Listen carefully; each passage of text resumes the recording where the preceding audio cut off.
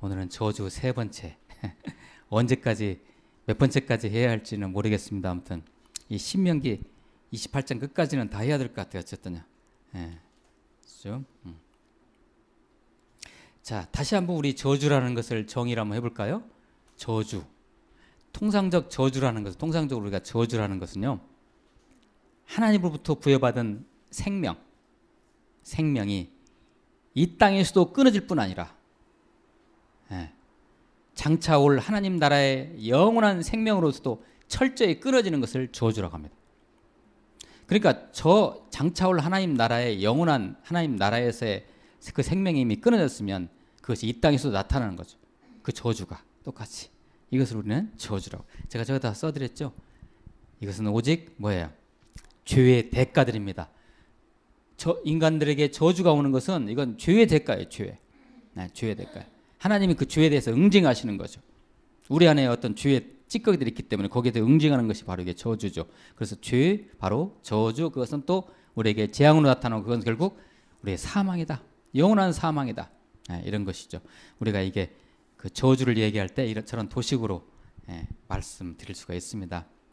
혹시 여러분들은 여러분 주위의 사람들의 이야기들 중에서 또는 그들의 삶 속에서 아, 저런 게 바로 저주구나, 그런 것을 좀 보신 적 있나요? 여러분 친구라든지 친척이라든지 여러분 가정 안에서, 가정 안에 있으면 안 되지만 이거 어땠습니까? 저는 돌이켜보면 많이 본 것 같아요. 아, 이게 저주구나 바로. 아주 멀리 있는 이야기, 미국에 있는 그 유명한 저주의 이야기가 하나 있습니다. 케네디가, 들어보셨나요? 케네디가, 그 존 F 케네디라고 미국의 유명한 대통령 있죠. 참 사람들한테 많이 존경받았던 대통령인데 그 가문이요 쫄딱했습니다. 그냥 다 죽었어요. 누구는 비행기 사고로 죽고, 누구는 총 맞아서 죽고, 누구는 병들어서 죽고, 그 가문 전체가 다 그냥 완전히 다 그냥 쫄딱했어요. 그게 저주입니다, 바로.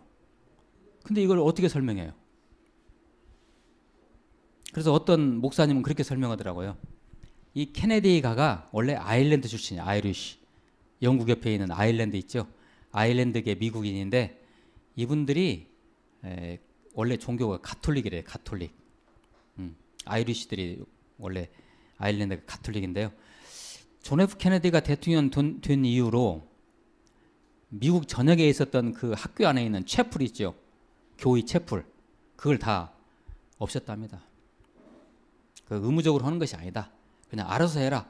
그랬더니 존 F 케네디가. 그래서 하나님한테 혼났다. 뭐 그런 얘기도 있습니다. 아무튼.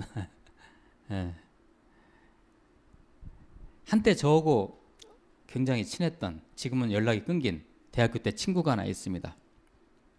그 친구도 참 굉장히 어떤 학자적인 스타일에 저하고 참 친했어요. 대학 다닐 때. 그래서 만나기만 하면 책 얘기하고 서로들 잘난 체 하면서 학구적인 얘기하고 그랬어요. 그래서 자기 집에 저를 자주 초청을 했어요. 그 친구가. 그래서 은근히 자기 집안을 자랑했어요. 우리 집안이 이렇다. 이렇게 잘 산다. 이렇게 훌륭하고 돈도 이렇게 많다. 근데 어느 때부터인가 서서히 그 집안에 뭔가 어둠의 그림자가 이렇게 들어오는 걸 제가 옆에서 지켜봤어요. 아버님이 암으로 돌아가시더라고요. 처음에. 조금 있다 어머님이 암으로 돌아가시더라고요. 그러면서 재산이 이상하게 빠져나가기 시작하는 거예요. 재산이. 얼마 있다가 이 친구가 군대 갔다 온 다음에 학교를 복학했는데 그때 하나밖에 없는 결혼한 누이가 암으로 죽었어요. 자기 형이 하나 있는데 형이 공무원인데 그 공무원을 하고 있는데 뭔가 막 그 뭐 주식 같은 거 해가지고 또 쫄딱했어요. 이 친구는 결혼을 좀 늦게 했어요. 어느 고등학교에 이제 교사를 하고 있었는데 거기에 있는 여학생하고 문제가 생겨가지고 그냥 파면당해 버렸습니다. 그래서 직업 없이 전전긍긍은 다행이고 그러는 과정 속에 그 집안에 있는 재산은 다 탕진하고 있던 집 하나마저도 다 없어져 버리는, 예. 이런 것이 바로 여러분 저주입니다. 저주. 예. 제가 알고 있는 어떤 교수님이 한 분 계시는데, 이분이 이제 부교수이셨어요. 그때 당시 부교수이셨는데, 대학에서 부교수면 이제 정교수로 승진하는 이제 승진 그 코스가 있어요. 논문을 제출해야 되고 뭐 이렇게 여러 가지. 그런데 이분이 제출을 안 해요. 제출을 해야 승진을 하고 그럴 거 아니에요. 근데 옆에서 아니 빨리 논문을 내라고, 다 그게 내고 다 승진하는 것인데 왜 안 나오고. 근데 한다고 말은 고개를 끄덕이는데 못 내는 거예요. 다들 주위에서들 이해를 못 해요. 못 내요. 학교에서도 봐줬어요. 총장님이. 이미 기한이 넘겼어요. 몇 년 넘겼어요. 몇 년. 그래서 특심으로 그냥 특단으로 기간을 또 연장해 줘가지고 그럼 말 논문을 내라. 그래서 승진해야만 당신 정년이 보장되지 않느냐. 응? 정년 보장이거든요. 그때부터. 안 냈어요. 그래서 결국은 교수직을 그만두게 됐어요. 그 사건을 여러 동료 교수들이 보면서 저게 뭐냐 지금. 이해가 안 되죠. 이해가 안 되는 상황이잖아요. 이런 게 바로 저주입니다. 이해가 안 돼요. 네. 제가 알고 있는 어떤 의사 하나는 잘 나가다는 의사직을 어느 날 서울 강남에서 그것도 했어요. 근데 어느 날 그만둬 버렸어요. 다들 이유를 몰라요. 그냥 그만뒀어요. 아주 굉장히 인생이 어려워졌어요. 제가 아는 어떤 분은 잘 나가던 대학 교수직을, 여러분 대학 교수 되기가 쉽지 않지요. 네, 해본 사람만 알아요. 네, 쉽지가 않습니다. 그렇게 어렵게 얻은 대학 직장, 그 대학 교수 직장을 어느 날 갑자기 아내도 반대하고 부모도 반대하고 여러 형제들이 쌍수를 들고 반대했는데 그냥 그만둬 버렸어요. 그래서 그 뒤로 그분의 인생이 완전히 쫄딱했어요. 맨날 궁핍과 핏대로 생활을 하고. 이게 바로 저주입니다. 설명할 길이 없어요. 제가 이제까지 이야기한 이 사람들 공통점이 있습니다. 하나님의 말씀을 모르는 사람들입니다. 하나님을 모르는 사람들입니다. 예수 그리스도를 모르는 사람들입니다. 이분들이 공통점이. 네.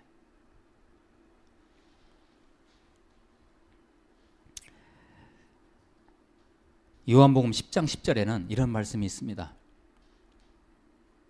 도둑이 오는 것은 도둑질하고 죽이고 멸망시키는 것뿐이니, 내가 오는 것은, 내라는 건 예수 그리스도의 예수님이에요. 내가 오는 것은 양으로 생명을 얻게 하고 또 더 풍성히 얻게 하려 합니다. 예수 그리스도 안에 있으면요 풍성해지는 거죠. 그게 바로 생명이죠.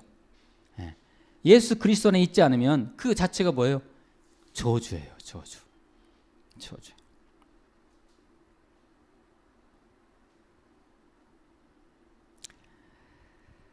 자, 오늘 말씀을 잠깐 한번 같이 나눠보도록 합니다. 오늘 말씀 참 이 저주가 계속 이어지고 있는데요. 25절 한번 보시기 바랍니다. 25절. 여호와께서 네 적군 앞에서 너를 패하게 하시리니. 전쟁을 묘사하고 있죠. 내가 그들을 치러 한 길로 나가서 그들 앞에서 7길로 도망할 것이며. 뿔뿔이 흩어지는 거죠. 그냥 전쟁에서 이기겠어요? 그러면 지는 거죠. 7길로 도망할 것이며 내가 또 땅의 모든 나라 중에 흩어지고.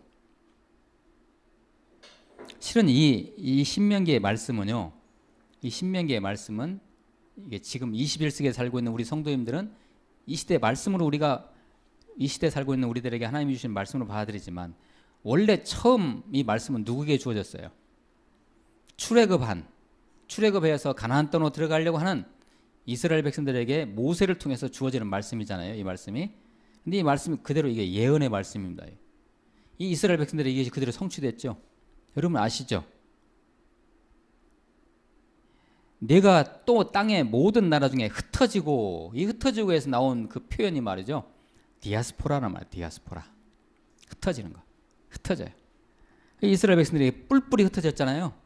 그러죠? 예. AD 70년에 로마군에 의해서 예루살렘에 처참하게 다 불타버리고 초토화된 다음부터 몇 년 동안 1900년 동안, 약 1800 몇 년 동안 유랑 생활했잖아요. 그들이요. 이 유대인 디아스포라잖아요. 그래서 1948년에 우리와 똑같이 그 지금의 그 팔레스타인 땅에 나라를 만들었잖아요. 다시. 예, 그렇게.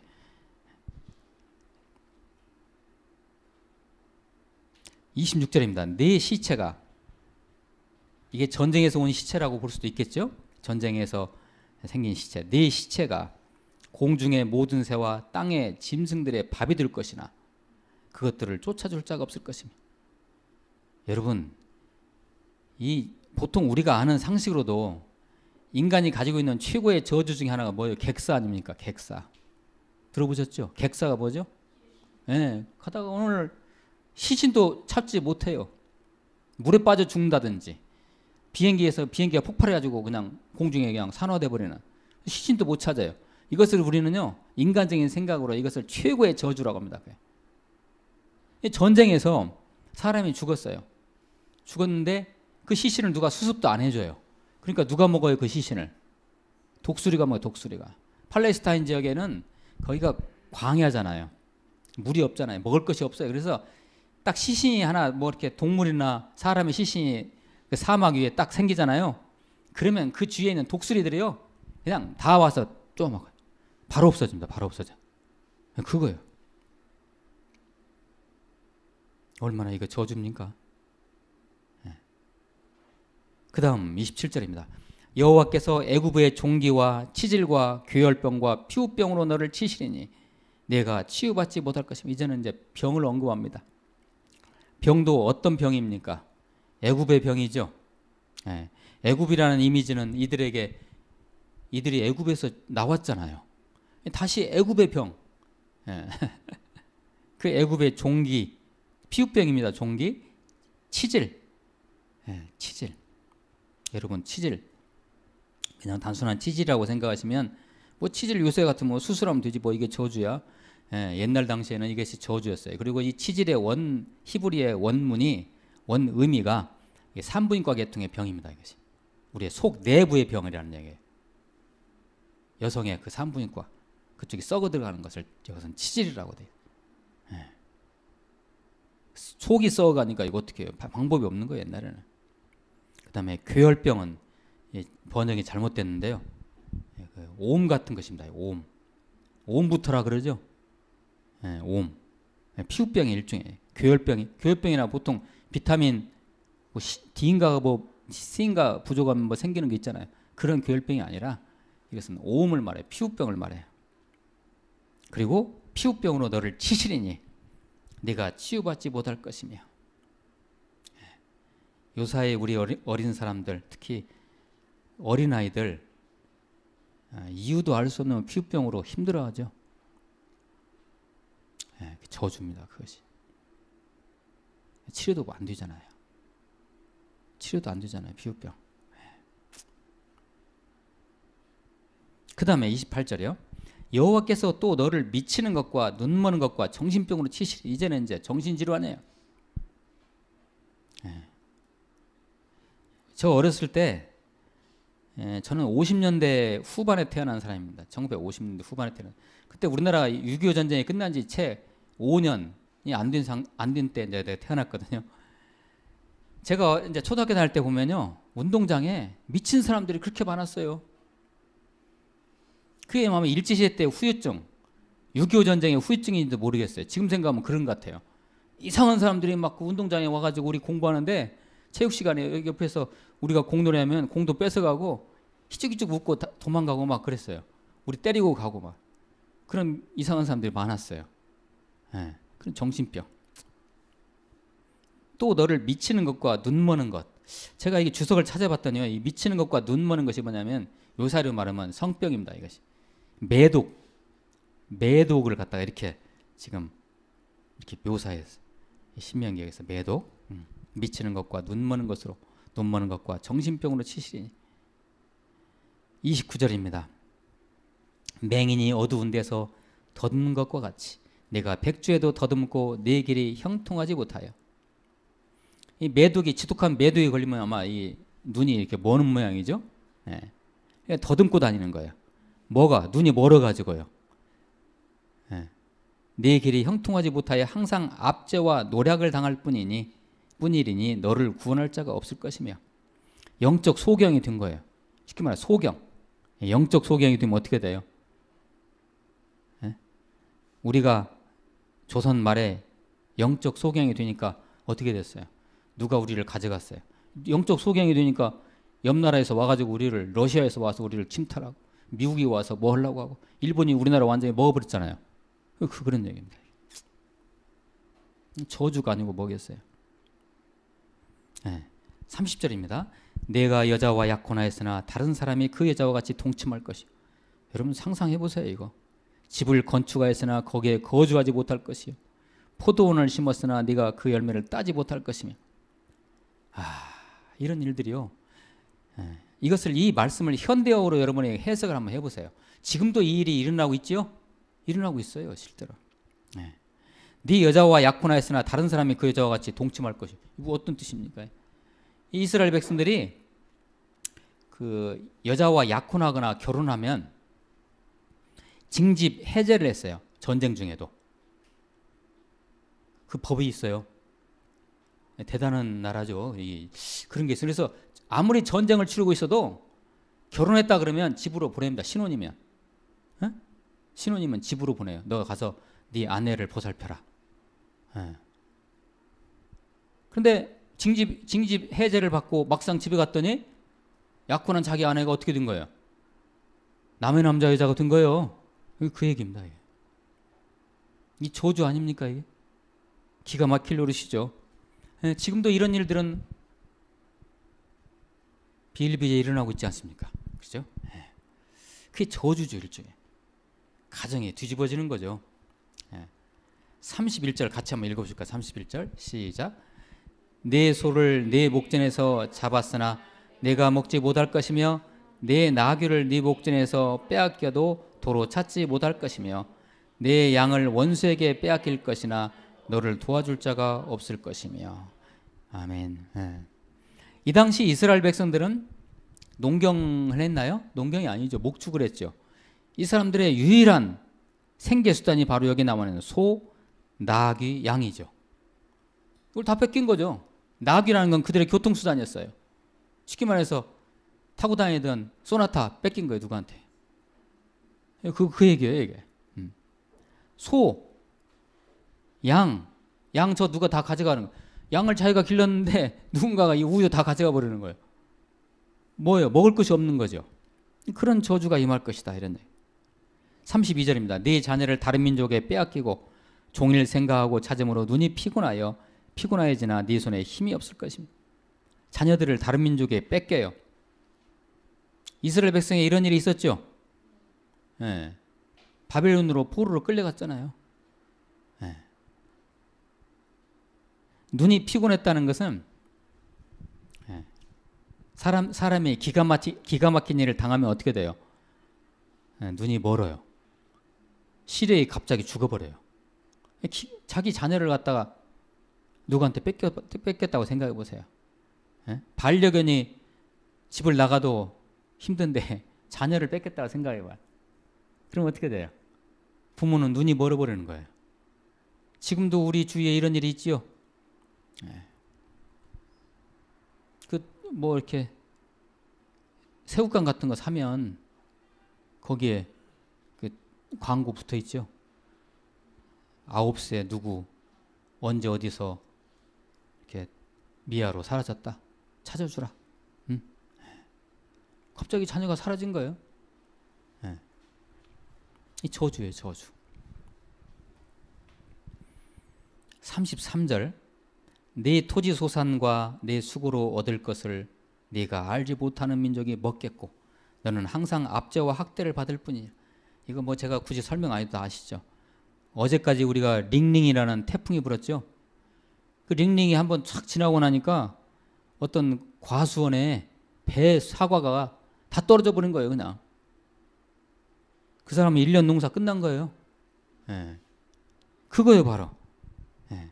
네 토지 소산과 네 수고로 얻을 것을 네가 알지 못하는 민족이 먹어 누가 가져가 버려요, 그냥. 예. 이 저주예요, 저주.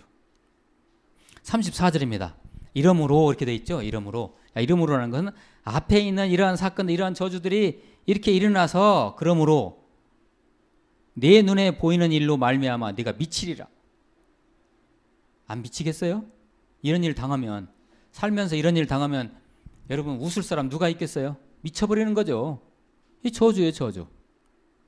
여기서 말하는 34절에 있는 미치리라 이것은요, 이게 뭐 일종의 수동분사, 강의형 수동분사라고 얘기하는데, 문법상으로, 히브리 문법상으로. 근데 이게 뭐냐면은 이 미친다는 것이 그냥 한번 뭐 미쳐서 끝나는 게 아니라 그 미치는 상태가 계속해서 지속되는 거예요. 35절 같이 읽어봅니다. 시작. 여호와께서 네 무릎과 다리를 쳐서 고치지 못할 심한 종기를 생기게 하여 발바닥에서부터 정수리까지 이르게 하시리라. 아멘. 심한 종기. 발바닥에서부터 정수리까지.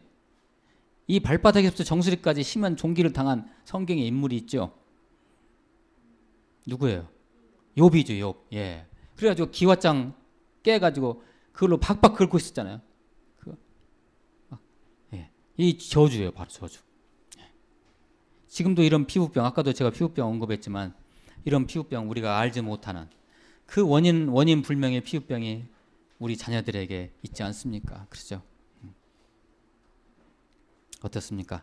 이 과거의 이스라엘 백성들에게 임한 이러한 저주들의 이미지를 여러분들이 그림을 잘 그려보시고 그러한 말씀들이 지금 나에게 주어진다면, 그럴 리도 없겠지만 어떤 모습들인가 상상 한번 해보세요. 현대 그대로 있는 것이다 지금. 예. 미국의 보편적인 가정을 대표하는 두 가문이 있습니다.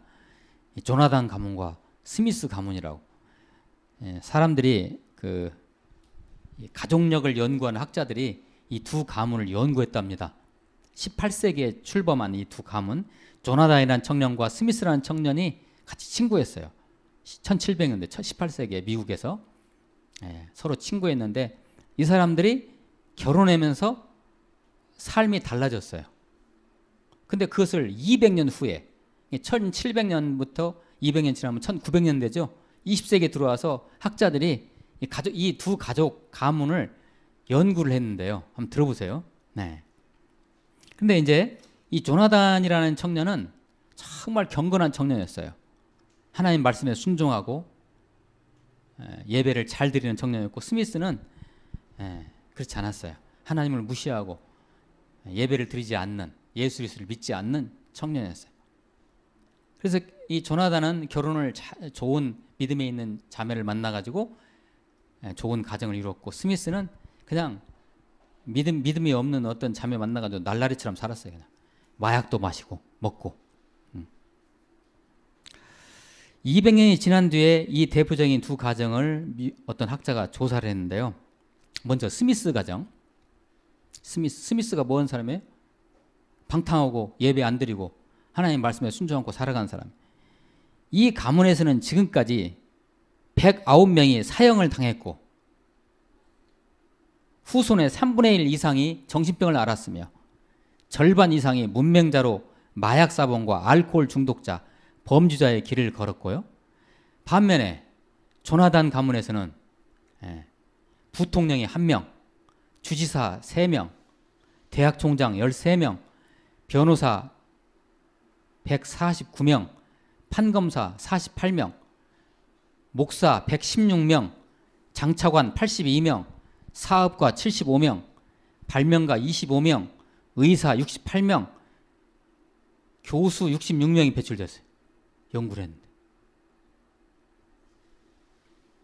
물론 여기에서 이 스미스와 조나단 가문의 어떤 세상적으로 잘나고 못나가면 얘기하는 것이 아니에요. 그것이 아니라요. 무엇이 이들의 세상적인 결과까지도 이렇게 차이를 내게 했는가? 그거죠.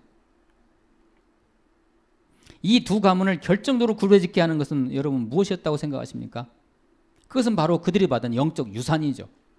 영적 유산, 신앙 유산, 예배 유산, 예수 그리스도의 생명의 그 언약 붙잡고 가는 그 가문과 그렇지 않은 가문, 이렇게 차이 났잖아요. 이렇게. 두 가문의 후손이 받은 정신적 영적 유산이 그들을 구별짓게 했던 것입니다. 집안이 예수 그리스도 안에서 생명의 유산이 있느냐 없느냐, 이것이요, 이것은 하늘과 땅 차이입니다. 여러분, 그러한 집안과 가문을 이루어 가시기를 축복합니다. 반드시요, 반드시. 인간의 저주는 언제부터 시작되었을까요? 아담과 하와 때부터 시작됐죠. 인간의 저주가. 그때부터 하나님부터 저주 받았잖아요. 그렇죠? 땅이 아담과 하와가 하나님께 죄를 지차 그들이 발벗고 사는 땅이 어떻게 됐어요? 똑같이 병들었잖아요. 그래서 엉겅퀴가 나고 땅이 막 갈라지고 막 그랬잖아요. 급기야는 아담과 하와가 낳은 아들 가인과 아벨이 어떻게 됐어요? 서로 살인 사건이 일어났잖아요. 그렇죠?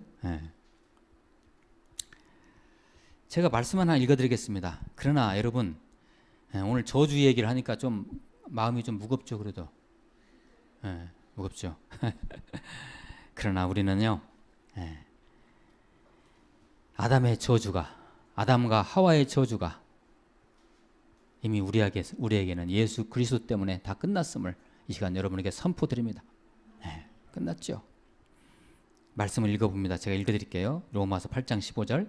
너희는 다시 무서워하는 종의 영을 받지 아니하고 양자의 영을 받았으므로 우리가 아빠 아버지라고 부르짖느니라. 하나님으로요. 예수님께서 십자가상에서 돌아가실 때 뭐라고 하셨습니까?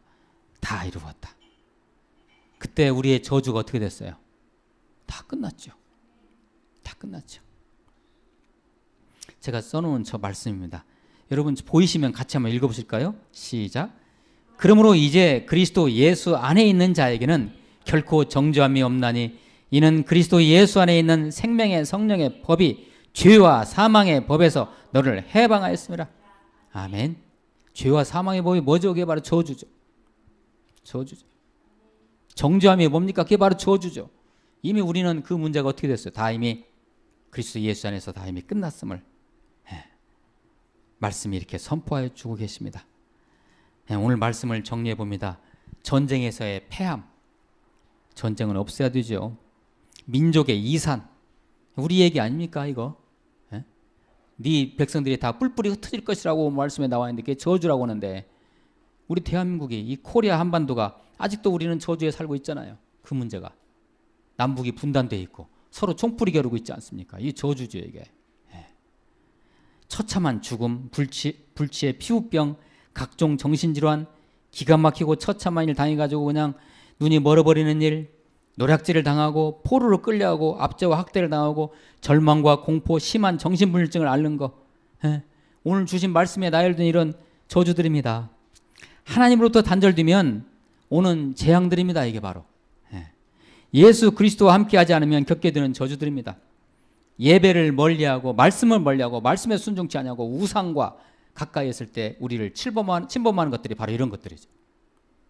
오늘 말씀을 저와 여러분에게 주시는 하나님의 경고로 받아들이시고요. 우리는 이미 끝났어요.